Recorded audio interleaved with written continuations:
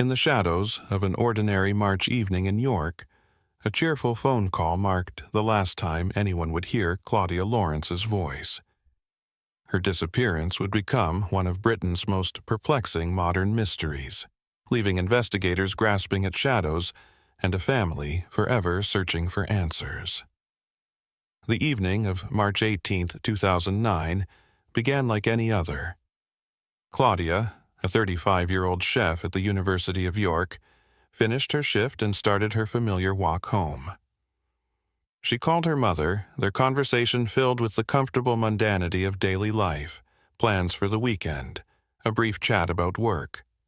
Later, she sent a text to a friend, her words carrying no hint of the darkness that would soon envelop her story.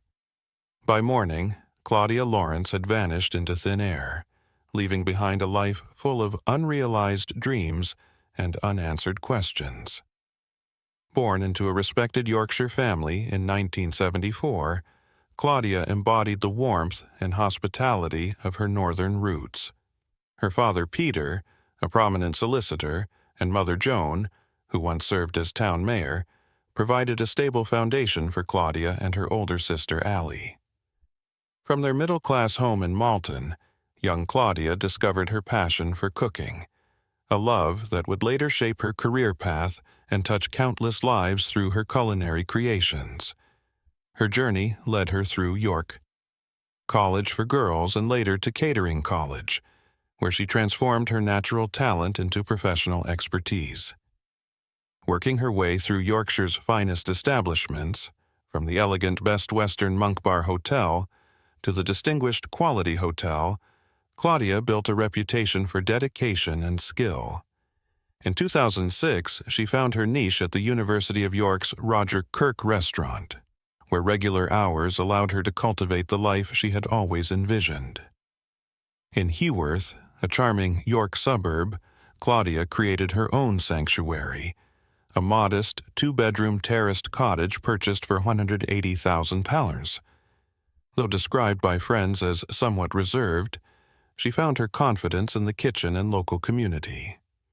The Nag's Head pub became her second home, where she would often unwind with friends, her shy demeanor melting away in the warmth of familiar company.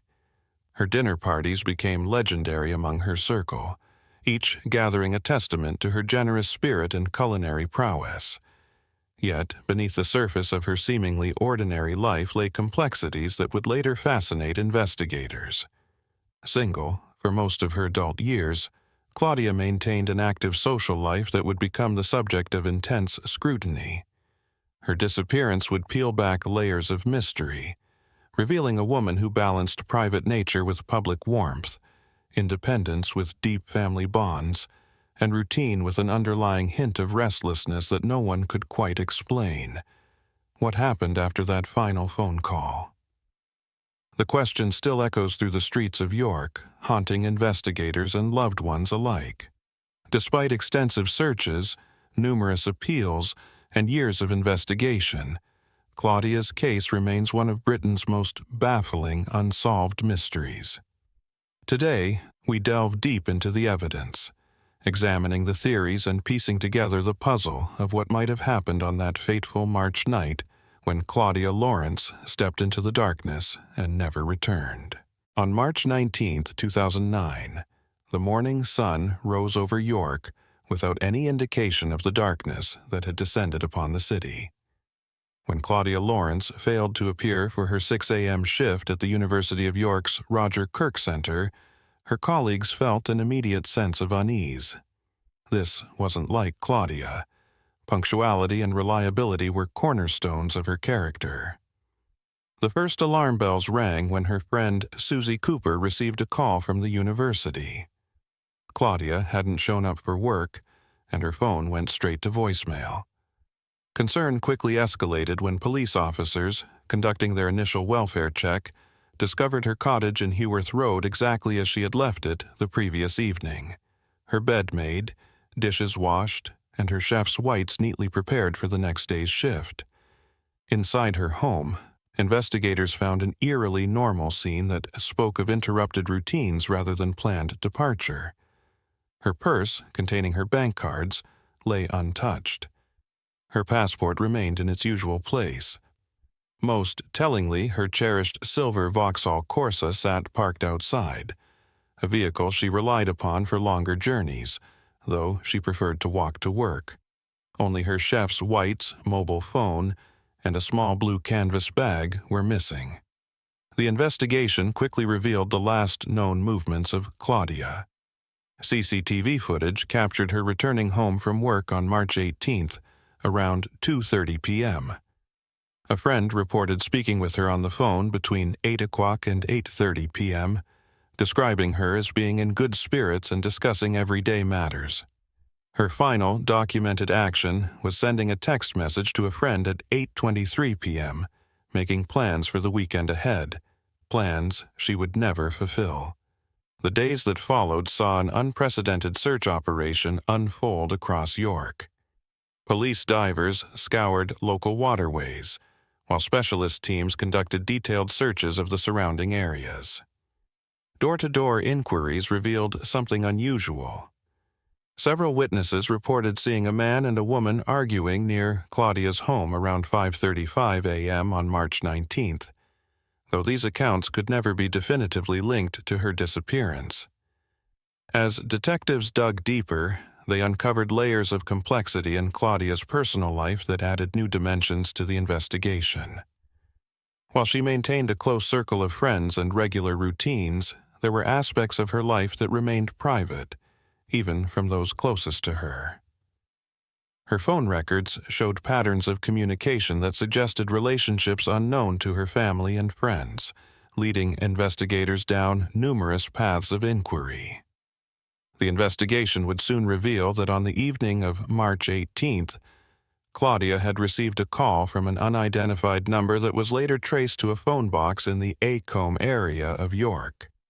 This call, lasting just under 2 minutes, would become one of the many puzzling elements in a case filled with enigmatic details and tantalizing leads that seemed to evaporate upon closer inspection. As days turned into weeks, and weeks into months, the absence of concrete evidence frustrated both investigators and Claudia's loved ones.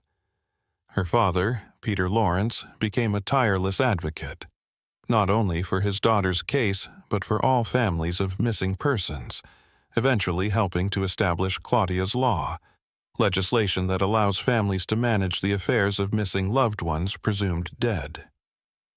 The mystery of Claudia Lawrence's disappearance would transform not only the lives of those who knew her, but the very fabric of the community itself.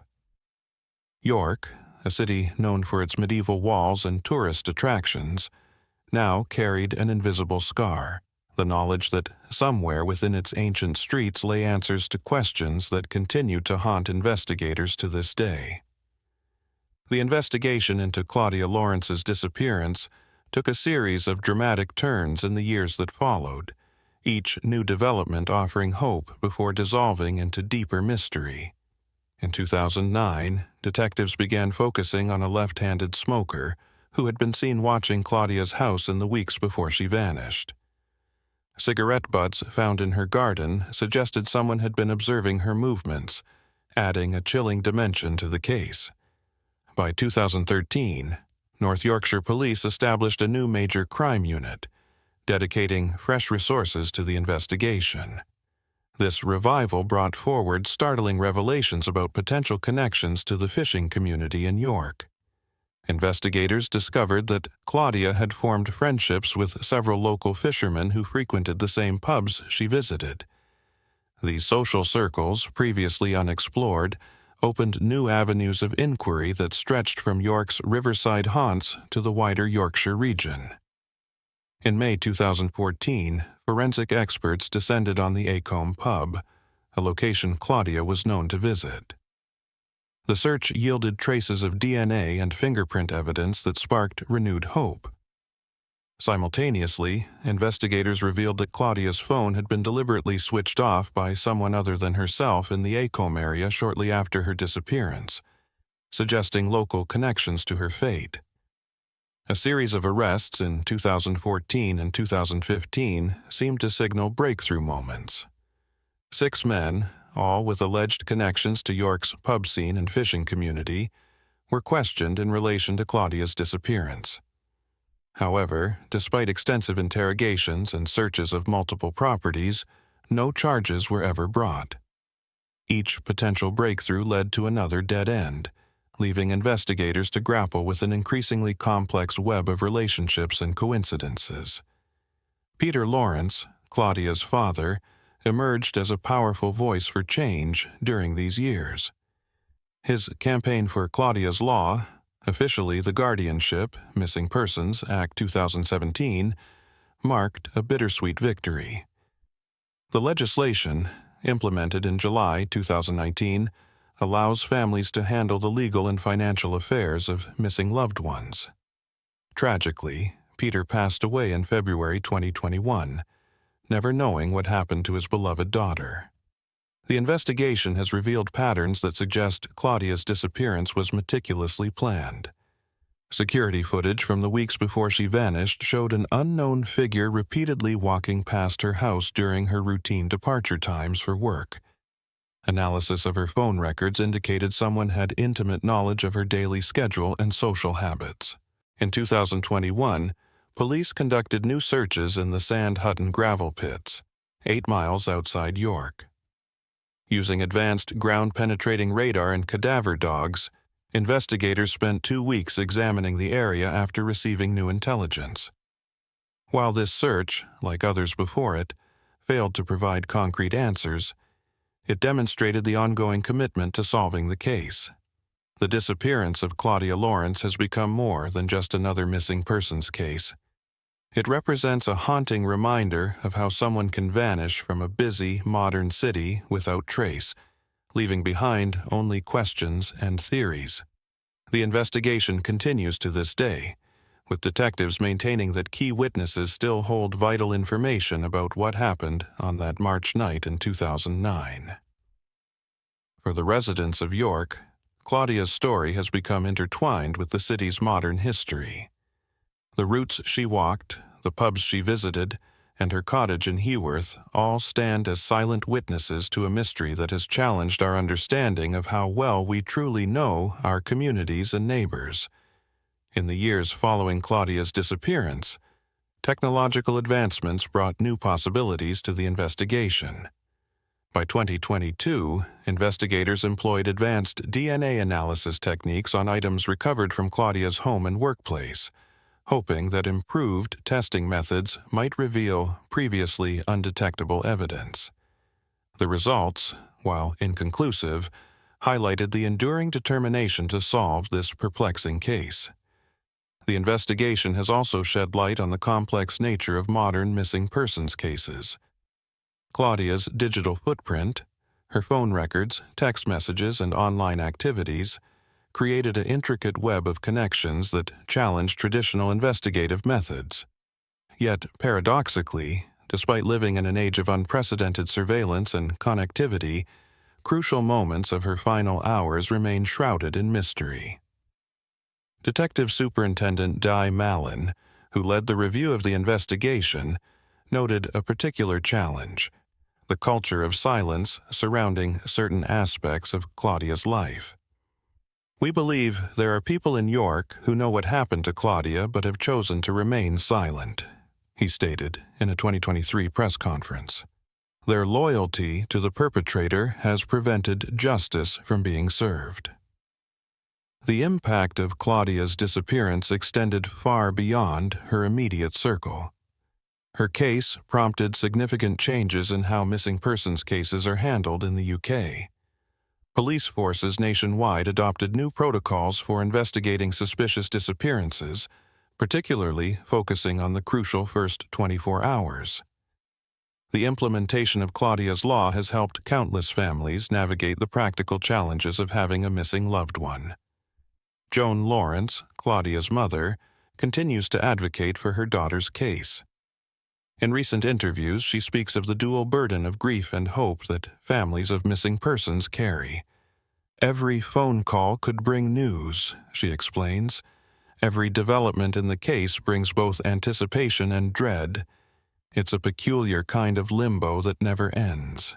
The mystery has also captured public imagination in ways that reflect deeper societal concerns. Claudia's story has been the subject of numerous documentaries, podcasts, and books, each attempting to understand not just what happened to her, but what her disappearance reveals about our communities and relationships. The case raises uncomfortable questions about how well we know our neighbors, friends, and colleagues.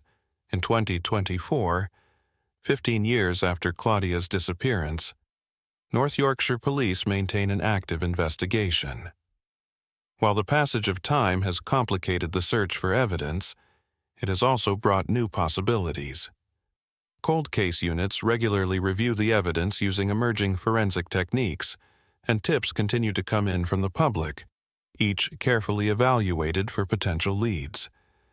The case has become a stark reminder of how a single night can change countless lives forever. In York, Claudia's story has become part of the city's contemporary folklore, a modern mystery set against its ancient streets. Her disappearance continues to resonate because it challenges our fundamental assumptions about safety, community, and the possibility that someone could simply vanish from their ordinary life, leaving behind more questions than answers. As we conclude our exploration of this haunting case, we're left with the sobering reality that someone knows exactly what happened to Claudia Lawrence on that March evening in 2009. Until they come forward, her disappearance remains one of Britain's most enduring mysteries, a case that continues to challenge investigators and haunt a community. The investigation into Claudia Lawrence's disappearance stands as a testament to both the evolution of forensic science and the enduring power of human perseverance. Examining the key theories that emerged over the years provides insight into the complexity of this case and the challenges faced by investigators. The first prominent theory centered on Claudia's connections within York's fishing community. Investigators discovered that several local fishermen frequented the same establishments as Claudia, particularly the Nag's Head pub. This theory gained traction when police found evidence that Claudia maintained relationships with married men, suggesting possible motives related to jealousy or the desire to maintain secrecy. A second significant theory emerged from analysis of CCTV footage showing a mysterious left-handed smoker observing Claudia's home. Forensic examination of cigarette butts found in her garden revealed DNA profiles that didn't match any known suspects, yet suggested organized surveillance of her movements. This evidence pointed toward premeditation rather than a crime of opportunity. The third major theory involved Claudia's workplace relationships at the University of York. Colleagues reported subtle changes in her behavior in the weeks leading up to her disappearance, including unusual phone calls during work hours and occasional distraction. Investigation of university security footage revealed unidentified vehicles in the staff parking area during unusual hours. Detective Chief Inspector Adrian Gather-Cole, who took charge of the case in 2023, outlined how modern investigative techniques have shed new light on these theories. Advanced cell phone data analysis revealed patterns of movement around Claudia's home that suggested multiple individuals may have been monitoring her routines. Geographic profiling techniques, combined with historical crime data, identified potential areas of interest that hadn't been previously considered. The application of behavioral analysis to the case has also yielded intriguing insights. FBI-trained profilers suggested that the perpetrator likely had intimate knowledge of Claudia's routines and the local area, supporting the theory that her disappearance was not random. They noted that the complete absence of physical evidence indicated a level of sophistication unusual in opportunistic crimes. In 2024, investigators began employing artificial intelligence algorithms to analyze historical CCTV footage, searching for patterns or faces that might have been missed in earlier reviews. This technological approach, combined with traditional detective work, represents the modern evolution of the investigation. The case has also highlighted the crucial role of media coverage in missing persons investigations. While extensive publicity generated thousands of leads, it also created challenges for investigators who had to distinguish between genuine information and false leads generated by the case's high profile. The balance between maintaining public interest and protecting the integrity of the investigation remains a delicate one. As the investigation continues, investigators maintain that breakthrough could come from seemingly minor details. The power of conscience, combined with changes in relationships and loyalties over time, might yet compel someone to come forward with the crucial information needed to resolve this case. The disappearance of Claudia Lawrence remains not just an open investigation, but a case that has fundamentally changed how missing persons cases are handled in Britain. It stands as a reminder that behind every unsolved case are families waiting for answers, communities marked by uncertainty, and investigators who refuse to let the passage of time diminish their determination to uncover the truth. The psychological impact of Claudia Lawrence's disappearance reverberates through the community of York to this day. Her case has become a compelling study in how unresolved mysteries affect both individual psyches and collective consciousness, transforming a close-knit community's sense of security and trust. For Joan Lawrence, Claudia's mother, the passage of time has brought a unique form of grief that psychologists term ambiguous loss. Unlike the defined stages of bereavement that follow a confirmed death, families of missing persons exist in a state of perpetual uncertainty. In recent interviews, Joan describes this experience as living in suspended animation, where every ring of the phone or knock at the door carries the weight of potential revelation. The impact on Claudia's colleagues at the University of York exemplifies how unexplained disappearances create lasting ripples through professional communities. The Roger Kirk Center, where she worked, became more than just a workplace. It transformed into a symbolic space where her absence is felt daily. Former co-workers describe how routine activities like preparing for the morning shift or walking through the university grounds became charged with meaning and memory. Local law enforcement officials have noted how the case altered the psychological landscape of policing in York. Officers involved in the original investigation speak of how Claudia's disappearance challenged their fundamental assumptions about community safety and investigation protocols. The case prompted a departmental-wide reassessment of how missing persons cases are handled, particularly regarding the critical first 48 hours. The behavioral patterns of the local community underwent subtle but significant changes following Claudia's disappearance. Residents report increased vigilance, particularly during early morning hours, the time when Claudia likely vanished. The case sparked conversations about personal safety and community responsibility, leading to the establishment of new neighborhood watch programs and safety initiatives. Psychologists studying the case note how it exemplifies the concept of collective trauma, where an entire community carries the psychological burden of an unresolved crime. The pubs Claudia frequented, particularly the Nag's Head, became sites of communal memory and speculation. Regular patrons describe how conversations still inevitably turn to theories about her disappearance, especially when new developments emerge in the investigation. The digital age has added new dimensions to this psychological impact. Social media groups dedicated to solving Claudia's case have created virtual communities of amateur investigators, reflecting society's need to make sense of the inexplicable. These online spaces serve as both support networks and repositories of collective memory, though investigators caution that they can also perpetuate misinformation and unsubstantiated theories. Recent psychological studies of the case highlight how unresolved mysteries challenge our fundamental need for closure and resolution. Dr. Sarah Henderson, a forensic psychologist consulting on the case, notes that the human mind struggles with open-ended narratives, often leading people to create explanations that help them cope with uncertainty, even in the absence of evidence. The case continues to influence new generations of York residents who have no direct connection to Claudia but inherit the community's collective memory of her disappearance.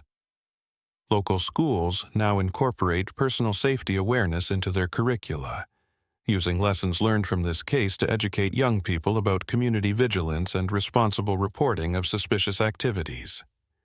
As the investigation enters its 15th year, the psychological imprint of Claudia's disappearance serves as a powerful reminder of how unresolved mysteries shape both individual and collective consciousness, leaving an indelible mark on the fabric of community life.